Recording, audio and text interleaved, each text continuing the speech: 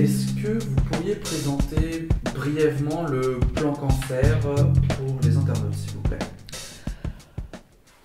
Écoutez, je pense qu'il faudrait l'étudier page par page, 150 pages. Malheureusement, grosso modo, je pense qu'il reprend les erreurs, si j'ose dire, en tout cas les fondamentaux des précédents. C'est-à-dire une organisation extrêmement bureaucratique du traitement du cancer en France, qui repose sur l'Institut national du cancer. Donc les distances ne me gênent pas en soi, parce que ça pourrait être un lieu d'échange, de réflexion, etc., mais qui est devenu un lieu d'autorité.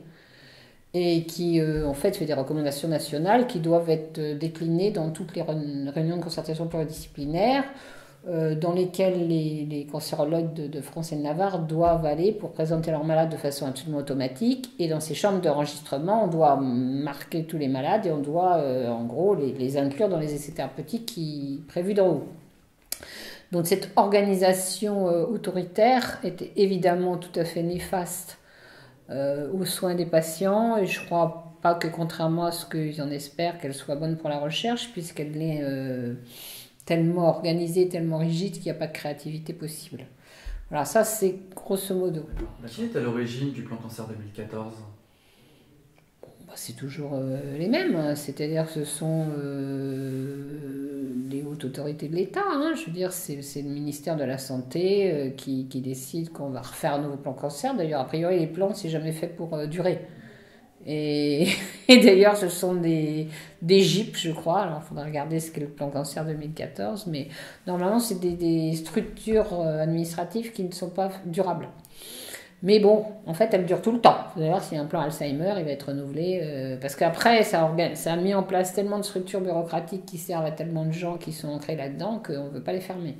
Mais c'est très ennuyeux parce qu'effectivement, ce sont quand même les lobbies qui influencent beaucoup le ministère de la Santé et l'Institut national du cancer. Et les gens qui essayent d'être indépendants ont quand même beaucoup de mal, y compris quand ils sont à la tête d'un certain nombre de structures. Hein. Je peux citer, parce que comme je vais en dire du bien, je vais le citer volontiers, mais par exemple le professeur Marin-Linchy à la tête qui est cancérologue de Marseille, à la tête de l'agence du médicament, s'est un peu arraché les cheveux d'après ce qu'on peut comprendre, parce qu'il a essayé, lui évidemment, de nettoyer un peu des conflits d'intérêts, et il y a une grande résistance. Donc je pense qu'il va arrêter en 2015 d'être directeur. Donc tous les gens même ceux qui essayent, il y a des gens propres partout. Il y a des gens qui ont envie de faire du bien, et je pense que même probablement c'est la grande majorité. Mais en gros, ils ne gardent pas le pouvoir, même s'ils l'ont transitoirement ou s'ils l'ont apparemment, on les bloque.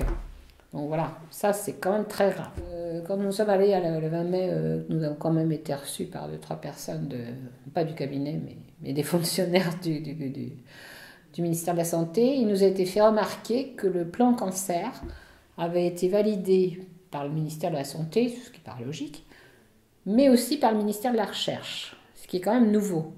Et c'est quand même très intéressant parce que ça montre effectivement ce basculement de l'obsession du gouvernement, enfin des dirigeants, de mettre la recherche en avant partout en oubliant les soins. Je veux dire, la recherche c'est bien, mais c'est pas la place des soins. Et donc cette effectivement priorisation de la recherche en matière de cancer sur les soins est quand même très significative. Ça va avec le système qui consiste à mettre le plus de gens possible dans les essais thérapeutiques, et inquiétante en même temps.